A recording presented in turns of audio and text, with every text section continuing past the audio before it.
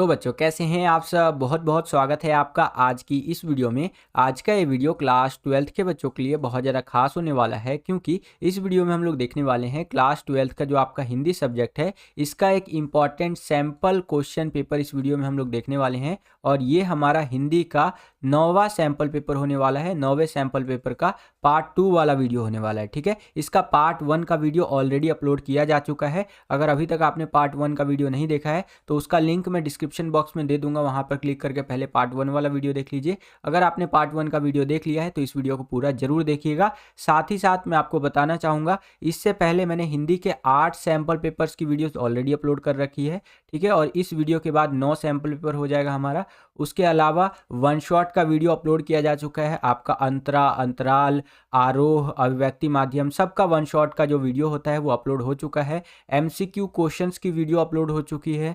ठीक है, topper answer sheet upload हो चुका है। तो ऑलमोस्ट सारा कंटेंट हमने आपको अवेलेबल करवा दिया है। इन वीडियोस को जरूर देख करके जाइएगा। जो आपका एग्जाम होने वाला है हिंदी का, उसके अंदर आपको बहुत ज़्यादा हेल्प करेगा। ठीक है, अगर आप हिंदी कोर के स्टूडेंट हैं तो उसके लिए भी 2 सैम्पल पेपर ऑलरेडी करवाया जा चुका है, उनकी वीडियोस आप जरूर देख करके जाइए। और इसी प्रकार की वीडियोस और सब्जेक्ट की आप देखना चाहते हैं, जैसे अभी तो आपका हिंदी का पेपर होने वाला है, उसके बाद इंग्लिश का होगा, फिर जियोग्राफी का, फिर पॉलिटिकल, हिस्ट्री, फिजिकल एजुकेशन, इस तरह के सब्जेक्ट की और भी सैम्पल पेपर्स की इंपॉर्टेंट क्वेश्चंस की वीडियो आप देखना चाहते हैं तो इस वीडियो को ज़्यादा से ज़्यादा लाइक कीजिएगा। जितना ज़्यादा वीडियो को आप लाइक करते हैं उतना ज़्यादा हमारा मोटिवेशन बढ़ता है और वीडियोस को बनाने के लिए।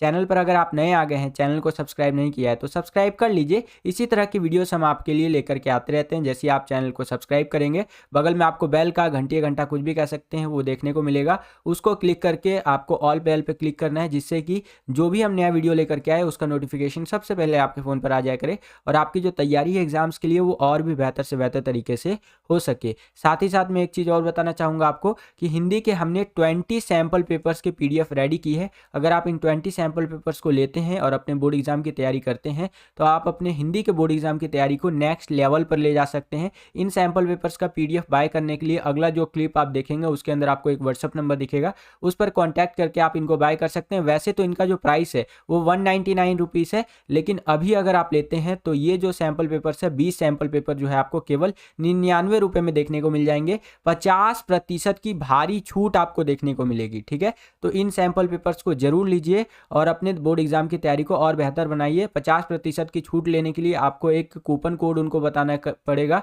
जो कि है आपका VSP07। ठीक है, तो अगला क्लिप देखिए बच्चों, जिसके अंदर सैम्पल पेपर के बारे में और जानकारी आपको देखने को मिलेगी। तो अगला क्लिप देखिए। आपके लिए लेकर के आए हैं हिंदी के 20 सैम्पल पेपर्स। जी हाँ बच्चों, अगर आप इन 20 सैम्पल पेपर्स की तैयारी करते हैं तो आप अपने बोर्ड एग्जाम्स में बहुत अच्छे मार्क्स प्राप्त कर सकते हैं। आज ही इन सैम्पल पेपर्स को लीजिए और अपने बोर्ड एग्जाम की जो तैयारी है उसको नेक्स्ट लेवल पर लेकर के जाइए। इन सैम्पल पेपर्स के अंदर हमारा आज तक का सारा एक्सपीरियंस आपको देखने को मिलेगा। तो सैम्पल पेपर लेने के लिए स्क्रीन पर दिए हुए नंबर पर कॉन्टैक्ट कीजिए और 50% की भारी छूट का लाभ उठाइए। तो हम लोग आ गए हैं खंड ब यानी सेक्शन बी के अंदर। इसके अंदर वर्णनात्मक प्रकार के प्रश्न हमसे पूछे जाएंगे और उसका उत्तर हमें देना है। तो चलिए देखते हैं एक एक करके क्वेश्चंस को। सेक्शन बी यानी खंड ब का पहला क्वेश्चन और इस क्वेश्चन पेपर का 7वां क्वेश्चन। देखिए क्या बोल रहा है कि निम्नलिखित में से किसी एक विषय पर 120 शब्दों में रचनात्मक लेख लिखिए। तो यहाँ पर 3 टॉपिक आपको दे दिया है, तीनों में से किसी एक पर आपको 120 शब्दों में रचनात्मक लेख लिखना है। पहला है आपका सोशल मीडिया वरदान या अभिशाप, दूसरा है आपका प्रातः काल योग करते लोग, तीसरा है आपका जिन्हें जल्दी थी वे चले गए। तो इन तीनों में से किसी एक पर लिखना है। मैंने आपको यहाँ पर जो पहला वाला टॉपिक आपका दे रखा है सोशल मीडिया वरदान या अभिशाप, इसके ऊपर आपको रचनात्मक लेख लिख करके दिखा रखा है। बेसिकली रचनात्मक लेख क्या होता है मैंने पहले भी बता रखा है, अभी भी बता देता हूँ कि निबंध टाइप का इसको आप समझ सकते हैं। इसके अंदर आपको अपना क्रिएटिविटी ऐड करना पड़ता है, यानी रचनात्मकता ऐड करनी पड़ती है, जोड़नी पड़ती है। यहाँ पर मात्राओं का खास ध्यान रखिएगा हिंदी के पेपर के अंदर। ठीक है, तो देखिए इसके ऊपर मैंने कैसे रचनात्मक लेख लिख करके आपको दिखाया है। जैसे सबसे पहले तो आपको अपना टॉपिक लिख देना है सोशल मीडिया वरदान या अभिशाप। ठीक है, उसके बाद यहाँ पर क्योंकि मैंने ये टॉपिक लिया है इसीलिए मैंने यहाँ पर लिखा है। फिर आगे देखिए मैंने कैसे आपको लिख करके बता रखा है कि आज के दौर में सोशल मीडिया बहुत ही अहम भूमिका निभा रहा है। आज के टाइम पे सोशल मीडिया जो है ना बहुत इंपॉर्टेंट रोल प्ले कर रहा है भैया यहाँ पर। ठीक है, देखा जा सकता है कि हर क्षेत्र में कागजी कार्रवाई को छोड़ा जा रहा है और ऑनलाइन पर शिफ्ट किया जा रहा है। कहीं ना कहीं सोशल मीडिया ने लोगों को जोड़ने का भी काम किया है और बहुत से ऐसे कार्यों को आसान बना दिया है जिनके लिए पहले बहुत समय व्यस्त या व्यर्थ करना पड़ता था। ठीक है। उदाहरण के लिए आज अगर आपको अपने किसी मित्र से बात करनी है तो आप व्हाट्सएप के माध्यम से आसानी से मैसेज के जरिए बात कर सकते हैं। अगर आपको अपने दोस्त से बात करना है, और भाई तैयारी कैसी चल रही है यार तेरी, ठीक है, तो आप सिंपली उनको क्या कर सकते हैं, व्हाट्सएप पे मैसेज कर सकते हैं। अब ऐसा तो आप करेंगे नहीं कि भैया चिट्ठी लिखेंगे, मेरे प्रिय मित्र आशा करता हूँ आप बहुत ज़्यादा खुश होंगे। ठीक है। आशा करता हूँ कि आप अपनी परीक्षाओं की तैयारी भी अच्छी कर रहे होंगे। ऐसा आज के टाइम पे नहीं होता है। 2024 का ज़माना चल रहा है, जेन जीस का ज़माना चल रहा है। ठीक है। आज के टाइम पे क्या होता है, तुरंत व्हाट्सअप खोला, अपने दोस्त के उस पे गया कॉन्टैक्ट पे और बोला और भाई क्या कर रहा है यार, पेपर की तैयारी हो गई, हिंदी के पेपर की। आपका दोस्त बोले हाँ भाई फुल एकदम फुल फर्रे बना लिए। ठीक है। खैर मजाक कर रहा हूँ। बहुत सारे बच्चे कमेंट भी करते हैं। अभी मैं आज कमेंट पढ़ रहा था, एक बच्चा बोल रहा है सर ये वीडियो देखते देखते मैं फर्रे बना रहा हूँ। मैं इतना ज़्यादा हंसने लग गया लिटरली, और मैंने कृष्णा सर को भी दिखाया कि देखिए कृष्णा सर की इस तरह के बच्चे हैं जो बोल रहे हैं कि सर ये वीडियो देख करके मैं फर्रे बना रहा हूँ। तो देखो भाई, फर्रे, चीटिंग, नकल, इन सब के भरोसे मत जाओ बोर्ड एग्जाम के अंदर। मेरा यही रिक्वेस्ट रहेगा आप सभी से। और पर्सनल एक्सपीरियंस के हिसाब से भी मैं आपको बता रहा हूँ, क्योंकि अगर आपके सामने आंसर की भी रख दिया जाए ना तो भी आप एक टॉपर नहीं बन सकते हैं। ठीक है। और 12th क्लास में तो शायद ही कोई ऐसा बच्चा होगा जो पास होने के लिए जाता है। 12th क्लास में मोस्टली ऐसे बच्चे होते हैं जो परसेंटेज गेन करने के लिए जाते हैं, क्योंकि पास तो सभी हो जाते हैं, पास तो हो ही जाएंगे आप। 33 नंबर 35 नंबर तो इजीली आ जाएगा आपका, उतना दिक्कत नहीं होगा। लेकिन नंबर लाना बहुत इंपॉर्टेंट होता है, क्योंकि यही मार्क्स डिसाइड करेगा कि फ्यूचर आपका एक तरह से किस तरह का होने वाला है।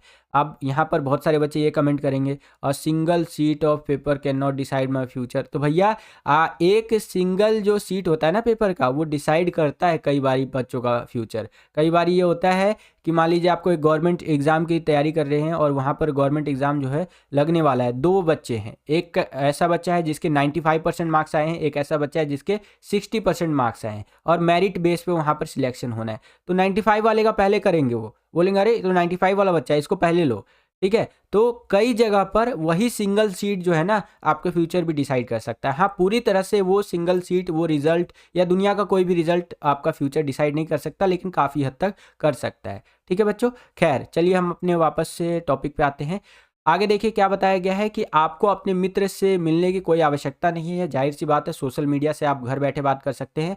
उसी प्रकार दूर रह करके भी वीडियो कॉल के माध्यम से हम एक दूसरे के चेहरे लाइव देख सकते हैं और बात कर सकते हैं। व्हाट्सअप, फेसबुक, इंस्टाग्राम, यूट्यूब आदि सोशल मीडिया के प्रमुख प्लेटफॉर्म है। ठीक है। व्हाट्सअप, फेसबुक, इंस्टाग्राम, इन सब के बारे में तो आपको पता ही होगा। ठीक है। यूट्यूब पर आप ये वीडियो देख ही रहे हैं। ये सोशल मीडिया के प्रमुख प्लेटफॉर्म है बच्चों। ठीक है। इसके जरिए किसी भी खबर को पल भर में पूरे देश व विश्व के किसी भी कोने में फैलाया जा सकता है।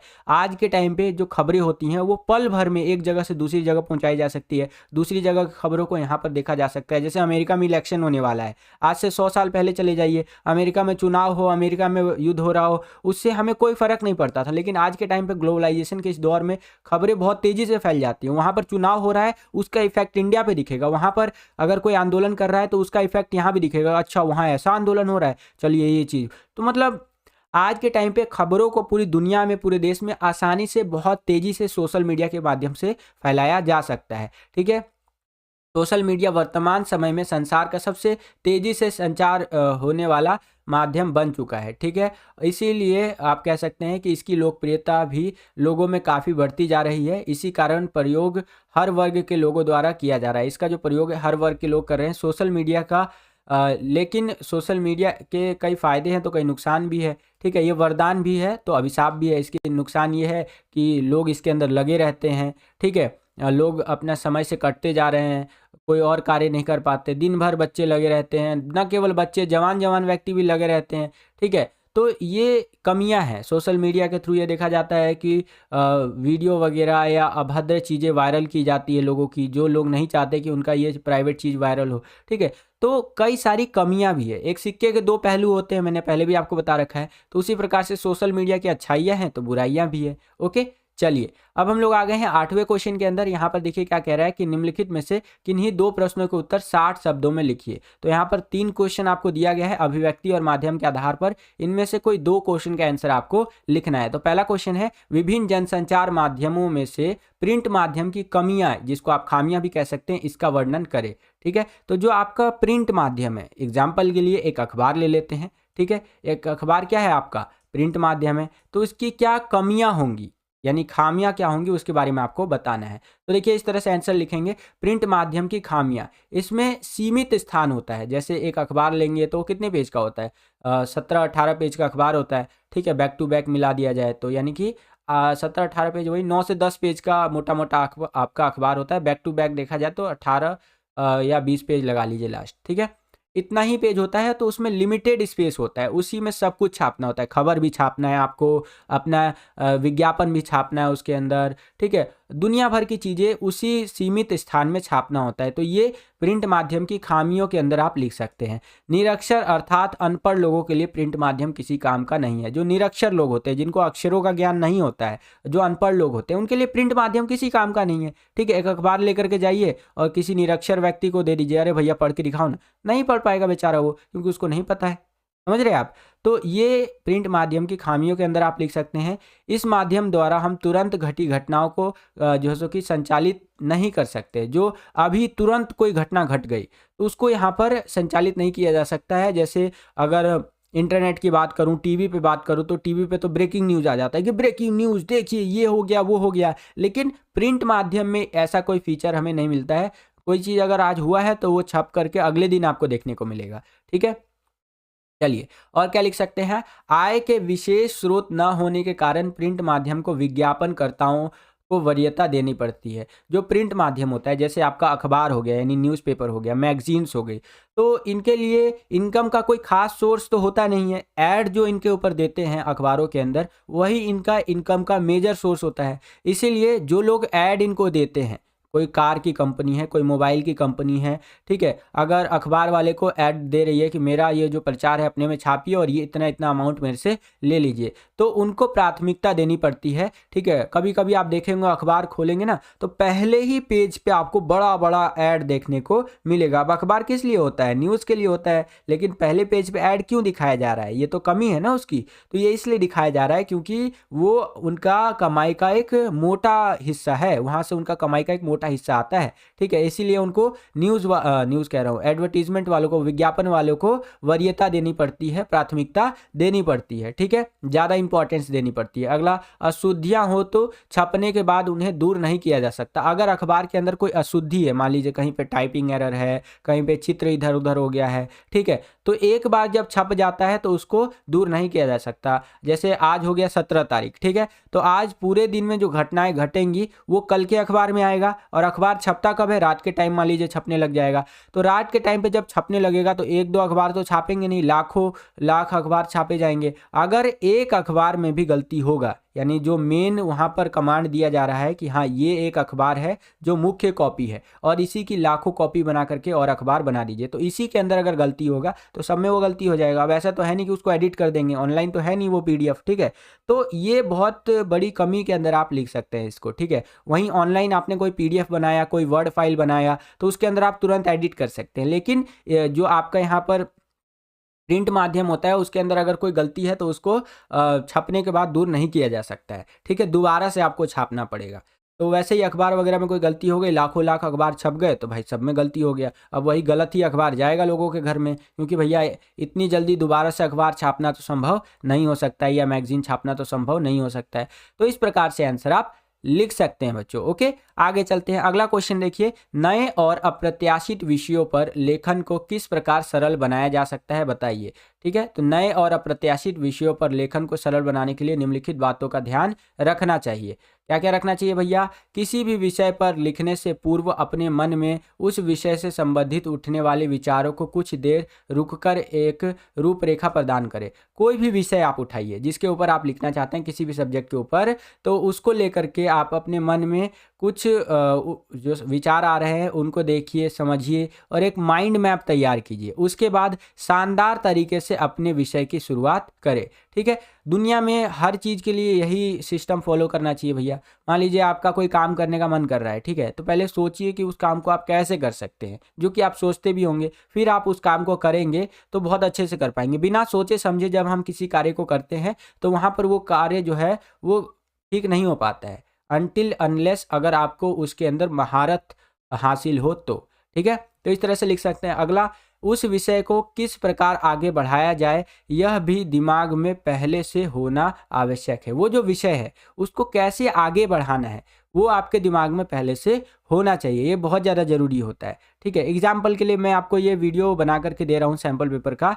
तो अगला क्वेश्चन आने वाला है, ठीक है, अगला क्वेश्चन को किस ढंग से समझाना है वो पहले मुझे खुद समझना पड़ता है कि हाँ बच्चे को इस ढंग से समझाऊंगा, ये वाला एग्जाम्पल नहीं ये वाला एग्जाम्पल दूंगा, इससे बच्चा ज़्यादा कनेक्ट कर पाएगा। तो इससे क्या होता है कि वो और अच्छा वीडियो बनता है और आपको और अच्छे से समझ में आता है। उसी प्रकार से जो भी विषय हो उसको आगे बढ़ाया जाएगा, उससे पहले दिमाग में होना उसका बहुत ज़्यादा जरूरी है कि भैया इसको मैं आगे कैसे बढ़ाऊं। ठीक है, आगे देखिए और क्या बताया गया है। जिस विषय पर लिखा जा रहा है उस विषय से जुड़े अन्य तथ्यों की जानकारी होना बहुत ज़्यादा जरूरी होता है, आवश्यक होता है।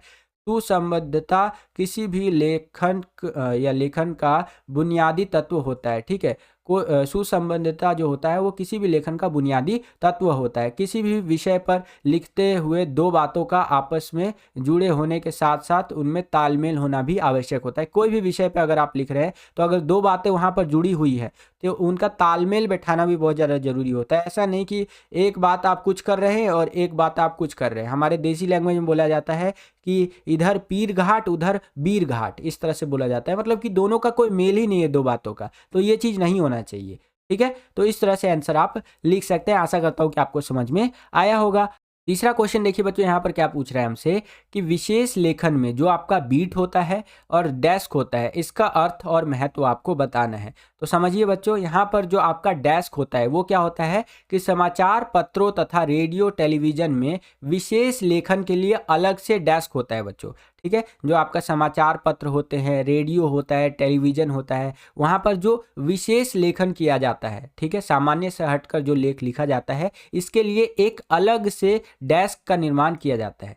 ठीक है, और उस विशेष डेस्क पर काम करने वाले पत्रकारों का समूह भी अलग होता है। जो डेस्क बनाया जाएगा उस पर जो पत्रकार काम करेंगे वो भी अलग होंगे, जिनसे अपेक्षा की जाती है कि उन्हें अपने विषय की पूरी जानकारी हो। इनसे एक्सपेक्ट किया जाता है कि भैया अगर आप अलग बैठ रहे हैं, किसी विशेष जगह पे बैठ रहे हैं, विशेष डेस्क पे बैठ रहे हैं, तो आपको अपने क्षेत्र के बारे में या अपने विषय के बारे में पूरी जानकारी होनी चाहिए। तो ये हो गया आपका यहाँ पर डेस्क का मतलब। आशा करता हूँ डेस्क आपको समझ में आ गया होगा, इसका महत्व समझ में आ गया होगा। अब हम लोग यहाँ पर बीट के बारे में समझ लेते हैं। इन्हीं डेस्कों पर काम करने वाले संवाददाताओं के बीच काम का विभाजन आमतौर पर उनकी दिलचस्पी और ज्ञान को ध्यान में रखते हुए किया जाता है। मीडिया की भाषा में इसे ही बीट कहते हैं। जो ये संवाददाता होते हैं जो इन्हीं डेस्क पर होते हैं उनका काम का विभाजन कर देते हैं कि मान लीजिए कि आपको पॉलिटिक्स में अच्छा खासा इंटरेस्ट है और नॉलेज है, तो आपको पॉलिटिक्स का जिम्मा सौंप दिया जाएगा कि आप इसके ऊपर लिखिए। ठीक है, अगर आपको खेलों के ऊपर अच्छा आता है तो खेल के ऊपर लिखिए, अंतरिक्ष के ऊपर अच्छा ज्ञान है, इंटरेस्ट है तो उसके ऊपर लिखिए।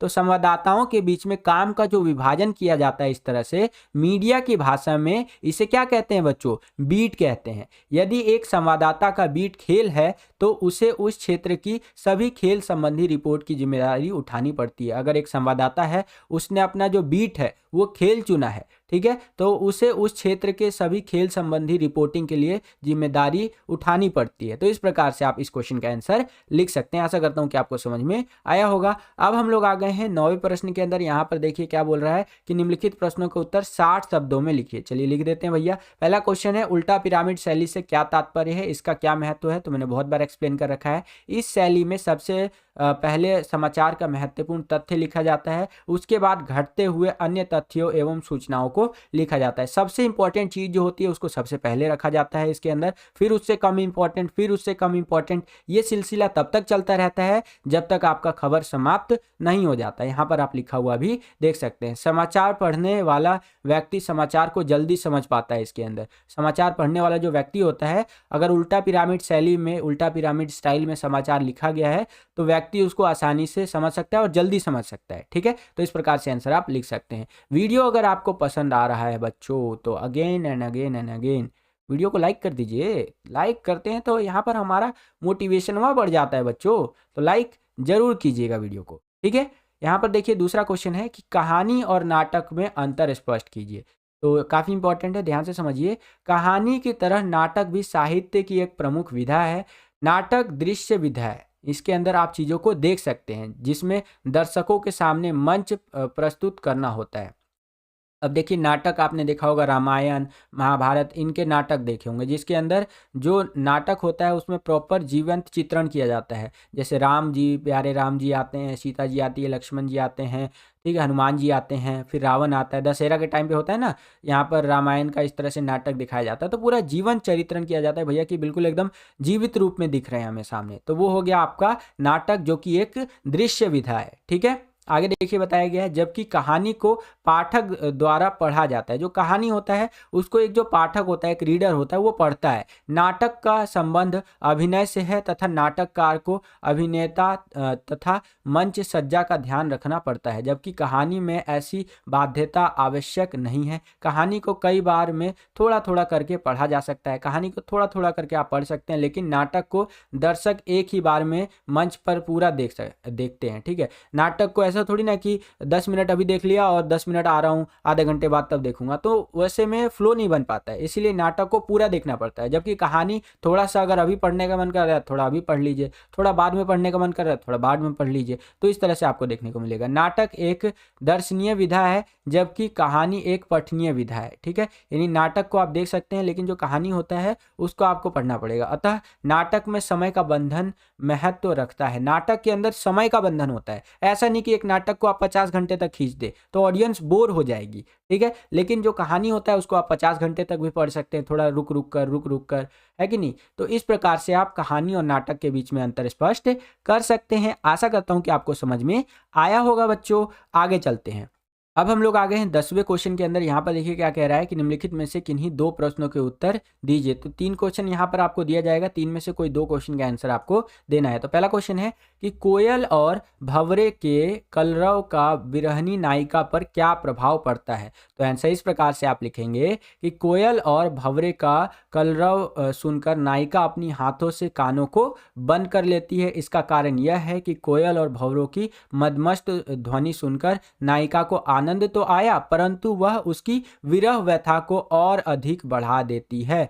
यह विरहांगिनी जो है कहीं उसे जलाकर राख न कर दे, यही सोचकर नायिका अपने कानों को हाथों से बंद कर लेती है कि भैया ये जो विरह की अग्नि जल रही है उसके अंदर कहीं ये उसको जला करके राख न कर दे, इसीलिए इतना मधुर ध्वनि होने के बावजूद वो अपने कानों को बंद कर लेती है, ठीक है। तो इस प्रकार से इस क्वेश्चन का आंसर आप लिख सकते हैं बच्चों। दूसरा क्वेश्चन देखिए बच्चों, यहाँ पर क्या पूछ रहा है हमसे कि वसंत आया कविता में कवि ने आज के मनुष्य की जीवन शैली पर व्यंग किया है। इस कथन की पुष्टि उदाहरण दे करके कीजिए। तो आंसर आपको कुछ इस प्रकार से लिखना है कि आधुनिक जीवन शैली पर व्यंग की वसंत के आने की सूचना कैलेंडर से एवं वसंत के सौंदर्य का ज्ञान भी कविताओं के अध्ययन द्वारा ही प्राप्त किया जा सकता है। तो इस प्रकार से इस क्वेश्चन का आंसर आप लिख सकते हैं। एक चीज़ और बच्चों, कई सारे बच्चे बोलते हैं कि सर कई क्वेश्चंस के अंदर जो आप आंसर लिखते हैं वो वर्ड लिमिट उसका कम होता है, तो क्या हम इतना कम वर्ड लिमिट में अगर लिख देंगे आंसर तो हमें पूरे नंबर मिल जाएंगे। तो मैं इसका आंसर है नहीं,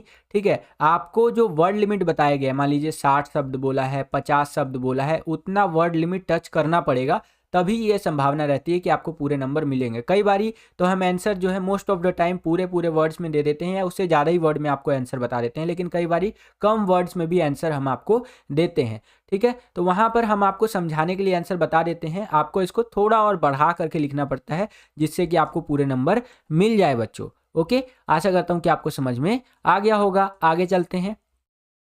यहाँ पर तीसरा क्वेश्चन देखिए क्या पूछ रहा है कि वियोगावस्था में सुख देने वाली वस्तुएं भी दुख देने लगती है। गीतावली से संकलित पदों के आधार पर सिद्ध कीजिए। काफ़ी इंपॉर्टेंट क्वेश्चन है ये कि वियोगावस्था में सुख देने वाली वस्तुएं भी जो होती है ना वो दुख देने लगती है, ठीक है। एग्जाम्पल के लिए, जब आप अपनी फैमिली से दूर रहेंगे तो आपकी फैमिली के द्वारा जो आपको गिफ्ट वगैरह या जो चीज़ें दी गई होंगी ना वो आपको बहुत ज़्यादा दुख करेंगी, ठीक है। इसको आप ऐसे समझ सकते हैं कि आपकी एक सरकारी नौकरी लग गई, आप चले गए भैया अमेरिका में, ठीक है। अब आप बोलेंगे सर जी सरकारी नौकरी से अमेरिका कैसे जा सकते हैं? तो मान लीजिए फॉरेन अफेयर्स में कहीं आपकी नौकरी लग गई, ठीक है, जिसमें देश से बाहर जाना पड़ता है और आप अमेरिका चले गए।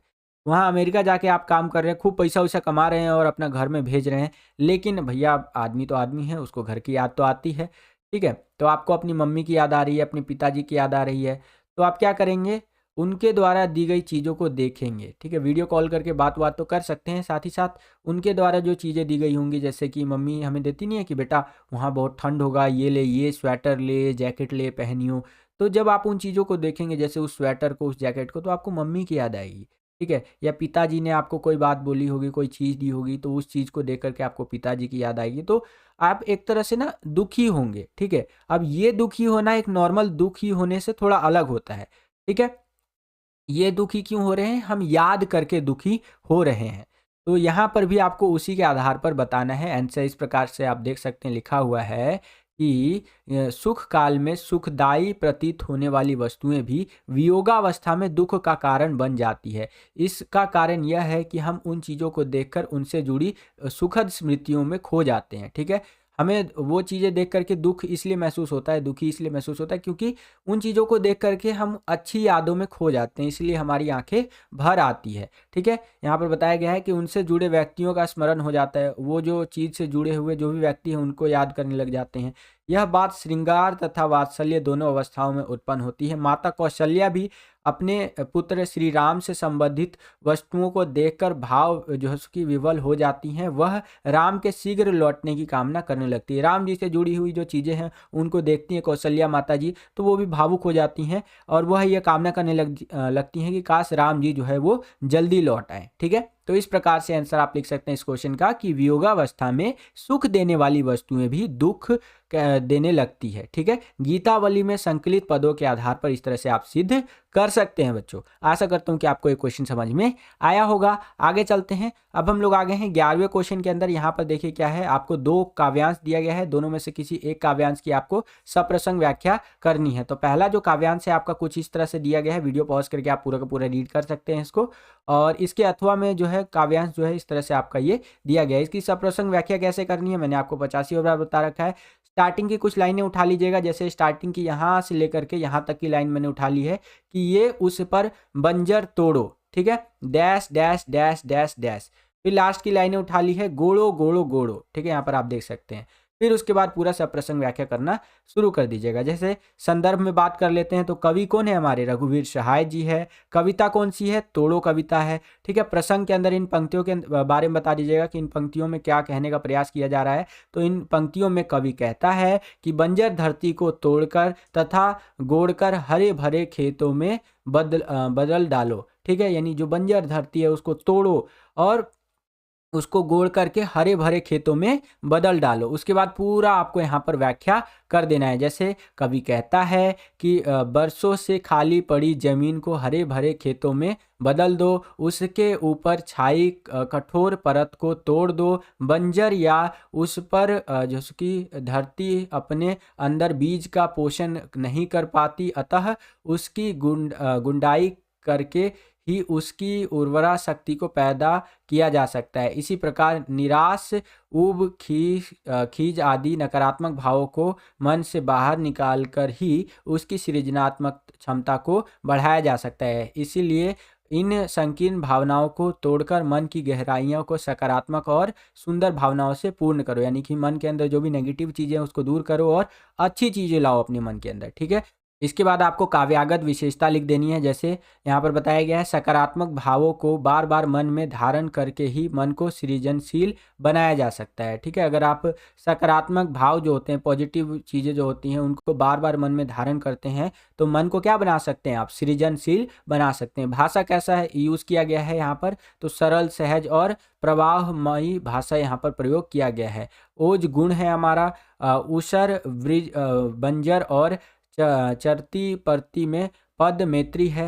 शब्द शक्ति लक्षणा और व्यंजना है, अलंकार अनुप्रास और पुनरुक्ति प्रकाश अलंकार है। तो इस प्रकार से आंसर आप लिख सकते हैं। आगे चलते हैं। अब हम लोग आ गए हैं 12वें क्वेश्चन के अंदर। यहाँ पर देखिए क्या कह रहा है कि निम्नलिखित में से किन्हीं दो प्रश्नों के उत्तर लिखिए। पहला क्वेश्चन है आपका, चार हाथ लघु कथा पूंजीवादी व्यवस्था में मजदूरों के शोषण को उजागर करती है, इस कथन को प्रतिपादित कीजिए। जो चार हाथ आपका लघु कथा है, इसके अंदर जो पूंजीवादी व्यवस्था है, इसको इंग्लिश में बोलते हैं कैपिटलिस्ट सिस्टम, ठीक है, कैपिटलिस्ट सिस्टम। इसके अंदर क्या होता है ना, मजदूरों का बिल्कुल शोषण किया जाता है, ठीक है। इसको उजागर करते हुए ये आपको चार हाथ कथा लघु कथा जो है लिखी गई है, तो इसको आपको बताना है, ठीक है, इसको प्रतिपादित करना है। तो आंसर इस प्रकार से आप लिखेंगे, चार हाथ कथा जो है पूंजीवादी व्यवस्था में मजदूरों के शोषण को उजागर करती है।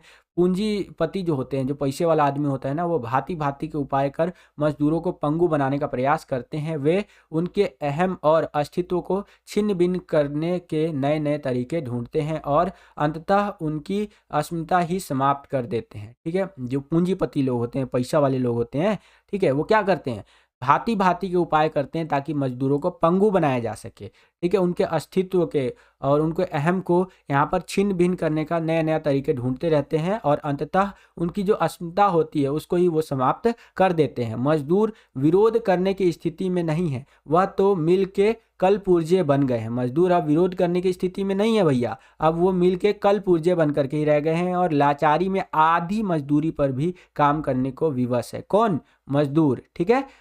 मजदूरों की यह लाचारी शोषण पर आधारित व्यवस्था का पर्दाफाश करती है। तो इस प्रकार से इस क्वेश्चन का आंसर आप लिख सकते हैं बच्चों। आशा करता हूं कि आपको समझ में आया होगा। आगे चलते हैं।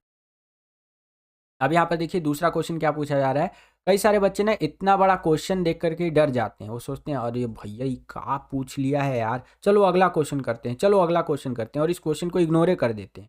लेकिन जब इतने बड़े बड़े क्वेश्चन आपसे पूछे जा रहे हैं, इसका मतलब वो क्वेश्चन आसान है, इतना टफ नहीं होता है। बस आपको एक बार ध्यान से पढ़ना होता है उस क्वेश्चन को। देखिए इस क्वेश्चन के अंदर क्या पूछा जा रहा है कि उसके पैर गांव की ओर बढ़ ही नहीं रहे थे, इसी पगडंडी से बड़ी बहुरिया अपने मैके लौटा आवेगी, गांव छोड़कर चली जावेगी, फिर कभी नहीं आवेगी। लेखक संवदिया और बड़ी बहुरिया के माध्यम से समाज के एक बड़े वर्ग का वर्णन करते प्रतीत हो रहे हैं। इसे स्पष्ट करते हुए वर्तमान परिप्रेक्ष्य के साथ संबंध स्थापित कीजिए। तो इस तरह से आंसर आप लिखेंगे कि बड़ी बहुरिया के कष्टों से हरगोविंद अत्यंत दुखी था, ठीक है। लक्ष्मी जैसी बड़ी बहुरिया अगर गांव छोड़कर चली जाएगी तो इससे भैया बहुत ज़्यादा दिक्कत हो जाएगा, और इसी बात को लेकर के वो बहुत ज़्यादा व्याकुल हो रहा था। इसे सोच करके संवदिया और बड़ी बहुरिया के माध्यम से समाज के बड़े वर्ग के साथ संबंध, वर्तमान बुजुर्गों और असहाय लोगों के प्रति कर्तव्य बोध का अभाव, संवदिया जैसी संवेदना आवश्यक है। आज के टाइम पे बुजुर्गों को लेकर के, असहाय लोगों को लेकर के, ठीक है, इस चीज़ को जोड़ करके देखा जा सकता है। तो इस तरह से आंसर आप लिख सकते हैं बच्चों। ओके, अगला प्रश्न देखिए। यहाँ पर क्वेश्चन क्या पूछ रहा है कि अराफात ने ऐसा क्यों बोला कि वे आपके ही नहीं हमारे भी नेता है, उतने तो आदरणीय जितने आपके लिए है, ठीक है, उतने हो आदरणीय जितने आपके लिए है। इस कथन के आधार पर गांधी जी के व्यक्तित्व पर प्रकाश डालिए। तो इस कथन से पता चलता है कि गांधी जी केवल भारत के ही नहीं थे बल्कि वे हर व्यक्ति के थे, ठीक है। यहाँ पर बोला जा रहा है कि गांधी जी केवल भारत के नेता ही नहीं थे, वो हर व्यक्ति के कह लीजिए और देश के नेता थे जो अपनी आज़ादी के लिए संघर्ष कर रहे थे। गांधी जी की सहानुभूति और फिलिस्तीन के प्रति थी, वो फिलिस्तीन को ज़्यादा सपोर्ट करते थे, ठीक है। इजराइल और जो पैलेस्टीन का वॉर हो रहा है ना, वही पैलेस्टीन की बात हो रही है यहाँ पर। वे फिलिस्तीन की समस्याओं को सुलझाना चाहते थे। वे वसुधैव कुटुंबकम की भावना में विश्वास रखते थे। वसुधैव कुटुंबकम का मतलब होता है कि पूरी दुनिया एक फैमिली है, ठीक है बच्चों। इस चीज़ पर वो विश्वास रखते थे। कौन? गांधी जी बच्चों। अपने व्यापक दृष्टिकोण के कारण उन्हें समस्त विश्व में लोकप्रियता प्राप्त थी। इनको? गांधी जी को, ठीक है। तो इस प्रकार से इस क्वेश्चन का आंसर आप लिख सकते हैं कि भैया आपके ही नेता नहीं है, वो हमारे भी है, ठीक है। चलिए अब हम लोग आ गए हैं 13वें क्वेश्चन के अंदर। यहाँ पर देखिए आपको गद्यांश दे दिया है, 2 गद्यांश, इसमें से किसी एक की सप्रसंग व्याख्या आपको करनी है। तो पहला वाला जो गद्यांश है आपका कुछ इस तरह से दिया गया है, वीडियो पॉज करके आप पूरा का पूरा रीड कर सकते हैं। और इसके अथवा में भी आपको एक अध्यांश दे दिया है, इसका मैंने आपको सप्रसंग व्याख्या करके दिखा रखा है। ठीक है, इसको वीडियो पॉज करके आप रीड कर सकते हैं। इसकी सप्रसंग व्याख्या कैसे करनी है, स्टार्टिंग की कुछ लाइनें मैंने उठा ली है, जैसे यहाँ पर आप देख सकते हैं स्टार्टिंग की लाइनें इस प्रकार से है, किंतु कोई भी प्रदेश डैश डैश डैश डैश हजारों गांव उजाड़ दिए गए थे। ठीक है, ये लास्ट की लाइनें मैंने यहाँ से उठा ली है। उसके बाद संदर्भ में बात कर लेते हैं, उजाड़ दिए गए थे यानी कि आपका जहाँ कोई वापसी नहीं वाले पाठ से ये आया है। ठीक है, तो संदर्भ में पाठ का नाम हो गया जहाँ कोई वापसी नहीं। लेखक कौन है, निर्मल वर्मा जी है। प्रसंग के अंदर आप बता दीजिएगा कि इस पाठ में लेखक ने विकास के नाम पर पर्यावरण विनाश से उत्पन्न विस्थापन पर विचार किया है। उसके बाद पूरा व्याख्या आप कर सकते हैं कि लेखक का मानना है कि कोई भी प्रदेश आज के लालची युग में अपने अलगाव में सुरक्षित नहीं रह सकता, अर्थात आज का युग लालच का युग है। आज का जो युग है भैया लालच का युग है। आज के टाइम पे जो पैसा वाला लोग है ना, वो सोचता है और पैसा कैसे कमाए, और पैसा कैसे कमाए। प्रकृति क्या है, प्रकृति यहाँ पे इन्वायरमेंट ये सब कुछ नहीं है भैया उनके लिए। पैसा वाला जो लोग है ना, इन सबको ताक पे रख करके खाली पैसा कमाने का प्रयास करता है। वो बोलता है भैया पैसा आने दे, आगे की आगे देखी जाएगी। ठीक है, लेकिन उन मूर्खों को यह बात नहीं पता है कि मैं उन लोगों की बात कर रहा हूँ जो प्रकृति को ताक पे रख करके पैसा कमाते हैं। ठीक है, उन मूर्खों की बात बोल रहा हूँ कि उनको ये नहीं पता है कि ये जो पैसा कमा रहे हो, अरे मंगल ग्रह पे लेके जाओगे और इनको खर्चा करोगे क्या? खर्चा तो धरती पे ही करना है ना भाई। ठीक है, क्यों प्रकृति को यहाँ पे पूरा वो उजाड़ने में लगे हुए हो। ठीक है, तो आज का जो युग है ना, वो लालच का युग है। इसमें कोई भी प्रदेश दूसरे से कटकर सुरक्षित नहीं है। कभी कभी किसी प्रदेश की अच्छी संपदा ही उसके अभिशाप का कारण बन जाती है। कभी कभी क्या होता है, कोई प्रदेश है वहाँ पर अच्छी संपदा है, ठीक है, संसाधन अच्छे खासे, तो वही उसका अभिशाप है, क्योंकि लोगों की नज़र पड़ जाती है। अरे भैया ये देखो, यहाँ जाके ये चीज़ निकालेंगे ना तो पैसा बहुत ज़्यादा जनरेट होगा। दिल्ली के सत्ताधारियों तथा उद्योगपतियों की आंखों से सिंगरौली की अपार खनिज संपदा भी छिपी नहीं रही। जो दिल्ली के सत्ताधारी थे ना, तो उनसे सिंगरौली का जो संपदा था वो भी छिपा नहीं रहा। उनके लालच ने इस प्रदेश की अपार संपदा को भी ढूंढ निकाला और विस्थापन किया। एक जो लहर है वो रिहद बांध बनने से आई थी, जिसके कारण हजारों गांव उजाड़ दिए गए थे। अर्थात रिहद बांध की परियोजना हजारों गांव के उजड़ने का कारण बनी। तो इस प्रकार से आप व्याख्या कर सकते हैं। लास्ट में विशेष बता दीजिएगा, जैसे खड़ी बोली व विषयानुकूल भाषा का प्रयोग किया गया है। रिहद बांध से विस्थापन की समस्या का वर्णन किया गया है। यहाँ पर तत्सम तद्भव शब्दावली की अधिकता देखने को मिली है और शैली विचारात्मक व चिंतन प्रधान है। तो इस प्रकार से आंसर आप लिख सकते हैं। आशा करता हूँ कि आपको समझ में आया होगा। वीडियो अगर आपको पसंद आ रहा है तो बच्चों लाइक वा कर दीजिए, आपका एक लाइक मोटिवेशन बढ़ाता है। ठीक है, तो लाइक जरूर कीजिएगा बच्चों। ओके, चलिए अब हम लोग आ गए हैं 14वें क्वेश्चन के अंदर। यहाँ पर देखिए क्या बोल रहा है, निम्नलिखित में से किसी एक प्रश्न का उत्तर लगभग 60 शब्दों में लिखिए। तो दो क्वेश्चन यहाँ पर आपको दिया गया है, दो में से किसी एक क्वेश्चन का आपको आंसर लिखना है लगभग 60 शब्दों में। पहला क्वेश्चन है, विस्कोहर की माटी पाठ किस शैली में लिखा गया है और इसमें लेखक ने विस्कोहर से जुड़े किन किन स्मृतियों को पाठक तक पहुंचाने की कोशिश की है। तो देखिए दो क्वेश्चन को जोड़ करके एक क्वेश्चन बनाया है। पहला क्वेश्चन यहाँ पर ये पूछा है आपसे कि विस्कोहर की माटी जो पाठ है ये किस शैली में लिखा गया है, शैली मतलब किस स्टाइल में लिखा गया है। दूसरा क्वेश्चन बनता है यहाँ पर जिसको जोड़ा गया है कि इसमें लेखक ने विस्कोहर से जुड़ी किन किन स्मृतियों को पाठक तक यानी रीडर तक पहुंचाने की कोशिश की है। ठीक है, तो आंसर इस प्रकार से आप लिखेंगे कि विस्कोहर की माटी पाठ जो है वो आत्मकथात्मक स्टाइल में यानी शैली में लिखा गया है। इस पाठ में लेखक ने अपने जीवन में माँ, गांव और आसपास के प्राकृतिक परिवेश का वर्णन करते हुए ग्रामीण जीवन शैली, लोक कथाओं, लोक मान्यताओं का वर्णन किया है। पूरी कथा के केंद्र में विस्कोहर जो कि लेखक का गांव है और एक पात्र विश्वनाथ जो लेखक स्वयं है, ये आपको देखने को मिलता है। तो इस प्रकार से इस क्वेश्चन का आंसर आप लिख सकते हैं बच्चों। इसी क्वेश्चन में आपको एक चॉइस, एक अथवा देखने को मिलेगा, यानी कि अगर आपको ऊपर वाला ये जो क्वेश्चन है ये नहीं आता है तो नीचे वाला ये क्वेश्चन आप अटेंड कर सकते हैं। इसके अथवा में, इसके चॉइस में देखिए क्या क्वेश्चन हमसे पूछा गया है कि सूरदास की झोपड़ी उपन्यास अंश में ईर्ष्या, चोरी, ग्लानि, बदलाव जैसे नकारात्मक मानवीय पहलुओं पर अकेले सूरदास का सकारात्मक व्यक्तित्व भारी पड़ता है। जीवन मूल्यों की दृष्टि से इस कथन पर अपने विचार व्यक्त कीजिए। तो इसका आंसर कुछ इस प्रकार से आप लिखेंगे कि सूरदास में निर्णय लेने की क्षमता है। ठीक है, विषम परिस्थितियों में हार न मानने तथा यहाँ पर सहनशील बने रहने की क्षमता है, निराशा की प्रवृत्ति से उबरने की कोशिश करने की क्षमता है, कर्मशील बंदा है वो, प्रतिशोध की भावना से दूर रहने वाला व्यक्ति है। कौन? सूरदास। ठीक है, तो इस प्रकार से इस क्वेश्चन का आंसर आप लिख सकते हैं। यहाँ पर हमारा हिंदी का 9वां सैंपल पेपर खत्म होता है। आशा करता हूँ कि ये सैंपल पेपर का पूरा वीडियो आपको पसंद आया होगा। जितने भी क्वेश्चन हमने डिस्कस किए वो सारे समझ में आए होंगे बच्चों। यही था आज का ये वीडियो। आशा करता हूँ कि आपको ये वीडियो पसंद आया होगा। अगर आपको ये वीडियो पसंद आया तो ज़्यादा से ज़्यादा इस वीडियो को लाइक कीजिए। जितना ज़्यादा वीडियो को आप लाइक करेंगे उतना ज़्यादा हमारा मोटिवेशन बढ़ता है और वीडियोस को बनाने के लिए। चैनल पर अगर आप नए आ गए हैं, चैनल को सब्सक्राइब नहीं किया है तो सब्सक्राइब कर लीजिए। इसी तरह की वीडियोस हम आपके लिए लेकर के आते रहते हैं। जैसे ही आप चैनल को सब्सक्राइब करेंगे, बगल में आपको बेल का घंटा कुछ भी कर सकते हैं उसका आइकन देखने को मिलेगा, उसको प्रेस करके ऑल पे क्लिक कर दीजिएगा, जिससे कि जो भी हम नया वीडियो लेकर के आए उसका नोटिफिकेशन सबसे पहले आपके फ़ोन पर आ जाया करे और आपकी जो तैयारी है एग्जाम्स के लिए वो और भी बेहतर से बेहतर तरीके से हो सके।